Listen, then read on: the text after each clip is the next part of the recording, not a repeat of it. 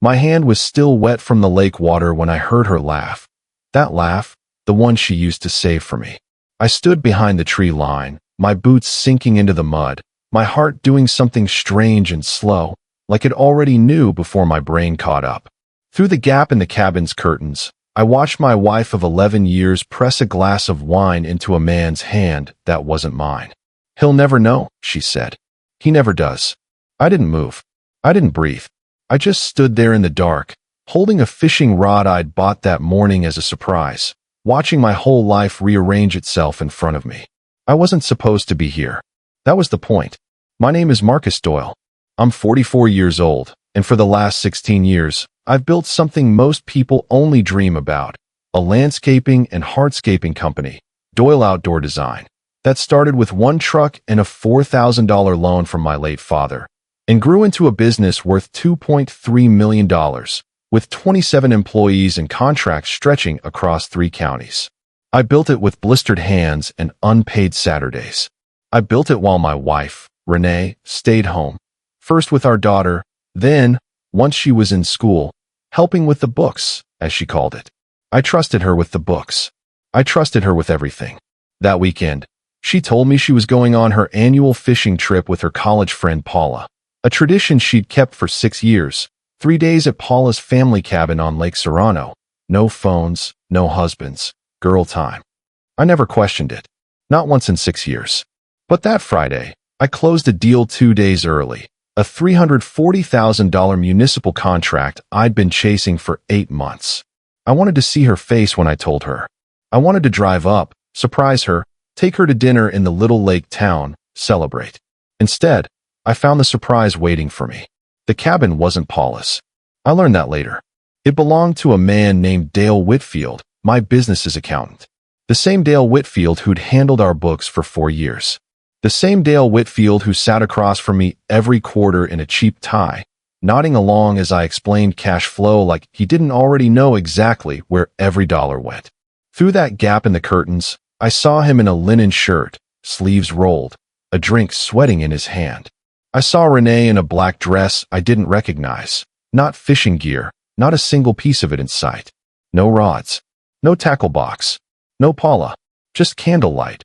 A bottle of wine older than our marriage probably cost, and my wife's hand resting on his forearm like it belonged there. "Does Marcus really believe you go fishing every year?" Dale asked, laughing. "Marcus believes whatever I tell him," Renee said. "That's the beautiful thing about a man who trusts you completely." I stood in the mud for 11 more minutes. I counted them, because counting was the only thing keeping my legs from walking through that door and doing something I couldn't take back. Then I turned around, walked back to my truck, and drove 3 hours home in silence. I didn't confront her. Not yet. I had a rod in my hand and a hole in my chest, and somewhere between the lake and my driveway, that hole turned into something colder, something patient. I told myself it was just an affair. Painful, but survivable. Then I remembered who Dale was, and painful turned into something else. I spent the next week pretending nothing had changed. I kissed Renee on the cheek when she came home sunburned from her trip. I asked how the fish were biting. She said the bass weren't cooperating this year. I said that was a shame. Then, quietly, on a Tuesday night while she was asleep, I logged into the business accounting software myself for the first time in 3 years. I found $186,000 in consulting fees paid out over 18 months to a shell entity called Whitfield Strategic Solutions, LLC. An entity with no employees, no office, and no services I could find on paper. $186,000 that should have been sitting in our equipment reserve. I brought it to Dale directly, calm, folder in hand, like any business owner reviewing an invoice discrepancy.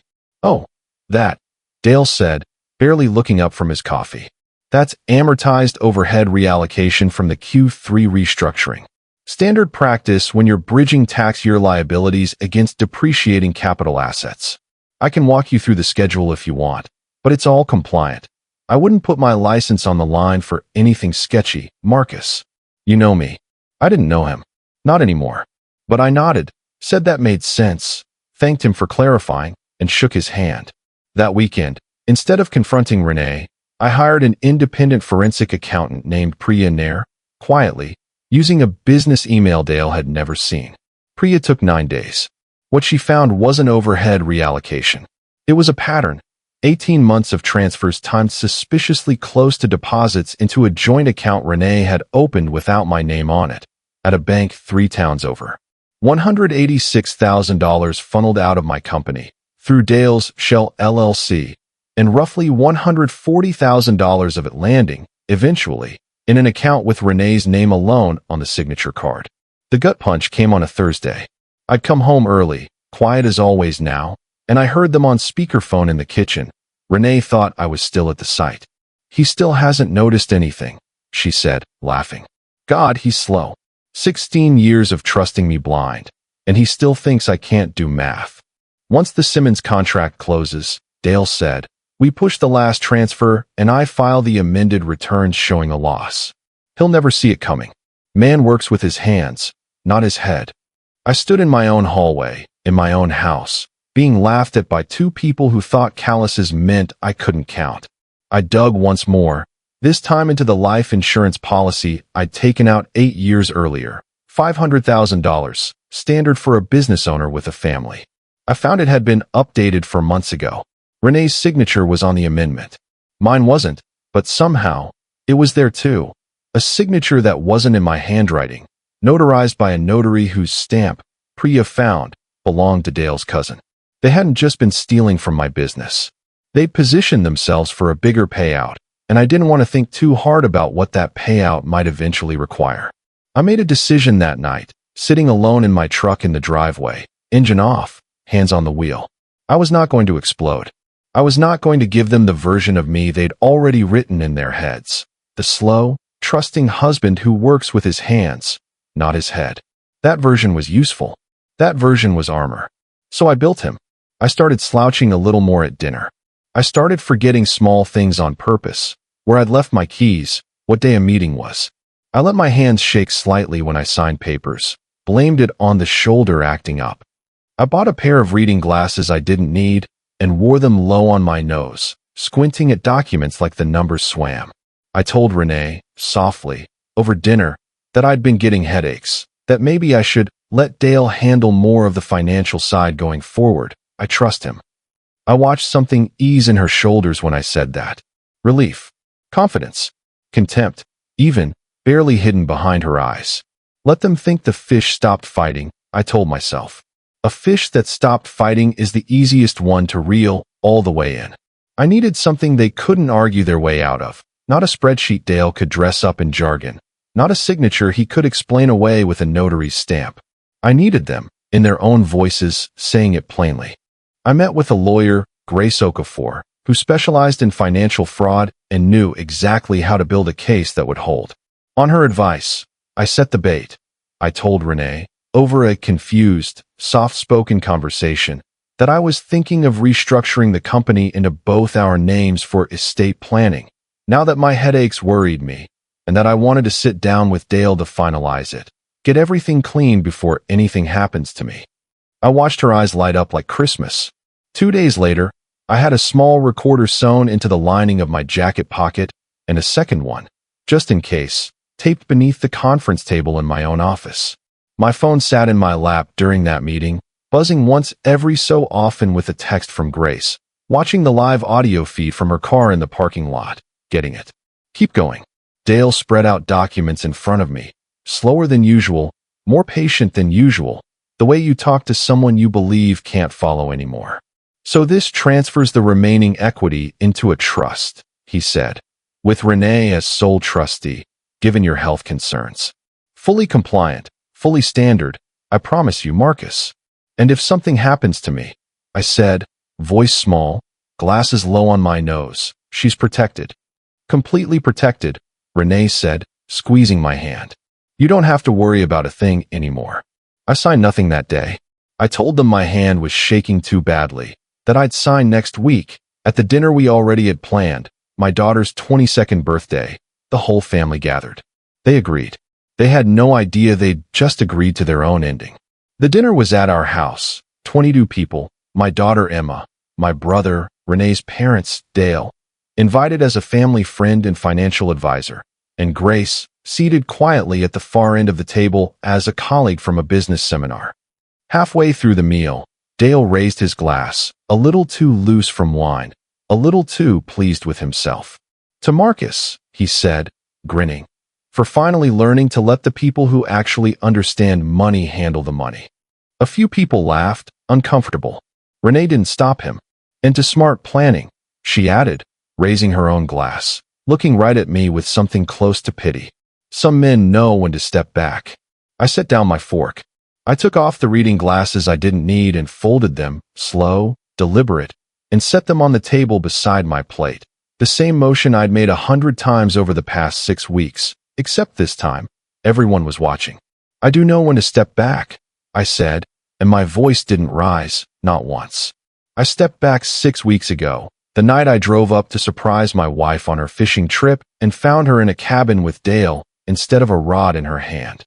The table went silent in the specific way a room goes silent when everyone realizes the ground has shifted.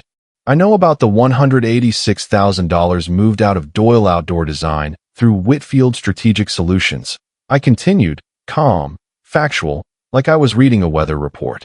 "I know about the account with only Renee's name on it. I know about the life insurance amendment with a forged signature, notarized by your cousin, Dale. And I have all of it, every document, every transfer, verified by an independent forensic accountant." Dale's face went the color of old paper. "Marcus, you're not thinking clearly, the headaches." "There are no headaches," I said. "There never were." I reached into my jacket and set my phone on the table, pressed play. Their own voices filled the dining room. "He still hasn't noticed anything, 16 years of trusting me blind. Man works with his hands, not his head." And I watched every face at that table turn from Dale, to Renee, to me, and back again. I picked up the fake amendment document from my folder, the life insurance forgery, held it up once so everyone could see the signature that wasn't mine, and tore it cleanly down the middle. "That's the last thing of mine either of you will ever touch," I said. Grace stood at that moment, calm as I was, and introduced herself properly. Not a colleague, but the attorney who'd already filed a fraud complaint that morning, with copies to the state accounting board and the district attorney's financial crimes unit. 2 detectives, arranged in advance, knocked on the front door less than 4 minutes later. Dale Whitfield lost his CPA license within 3 months, stripped by the state board after Priya's forensic report and the recording were submitted as evidence. He was charged with embezzlement, forgery, and notary fraud. His cousin lost her notary commission the same week and pled guilty to a reduced charge that still carried 18 months, plus $186,000 in court-ordered restitution. Renee was charged as a co-conspirator in the embezzlement and fraud. She avoided prison through a plea deal, but lost everything that mattered to her socially. The country club dropped her membership quietly, mutual friends stopped returning her calls, and the divorce, finalized 4 months later, left her with none of the business, a restitution order of her own, and a reputation in our small town that followed her into every room she entered afterward. I kept the company. I kept the house. And I made sure every one of my 27 employees knew none of this touched them. Full bonuses that quarter, paid in full, with a note that said simply, "You built this with me. None of it was ever about you." 2 of them cried in my office. I didn't expect that. I didn't mind it either. It was raining the night. 5 weeks later, that Renee showed up at my door. No umbrella. A suitcase that looked like it had been packed in a hurry a long time ago and never fully unpacked since. Mascara doing what rain and mascara do. "Marcus," she said, voice cracking. "I have nowhere else to go. Please. We were married 11 years. Doesn't that mean anything?" I stood in the doorway, dry, calm, the porch light throwing long shadows down the steps toward her. "It meant everything," I said, "right up until you decided it didn't have to." I closed the door. Not hard. Not a slam. Just firm. Final. The way you close something you've already made peace with closing. Grace was in the kitchen that night. She'd become something more than my lawyer somewhere in those 5 weeks, slow and unplanned and honest in a way my marriage hadn't been in years. She handed me a mug of coffee as I walked back in, and didn't ask who'd been at the door. She already knew. "You okay?" she asked. "Better than I've been in years," I said, and meant it. Here's what I learned. Sitting in that mud outside a cabin that wasn't mine. The people who count on you being too trusting, too slow, too soft to notice, they're not counting on you being weak. They're counting on you staying that way. Don't. Watch quietly. Gather what you need. And when you finally speak, let the facts do the shouting for you. Have you ever had to play weak to catch someone red-handed? Tell me your story in the comments. I read everyone. If this story hit home, hit like, subscribe for more, and I'll see you in the next one.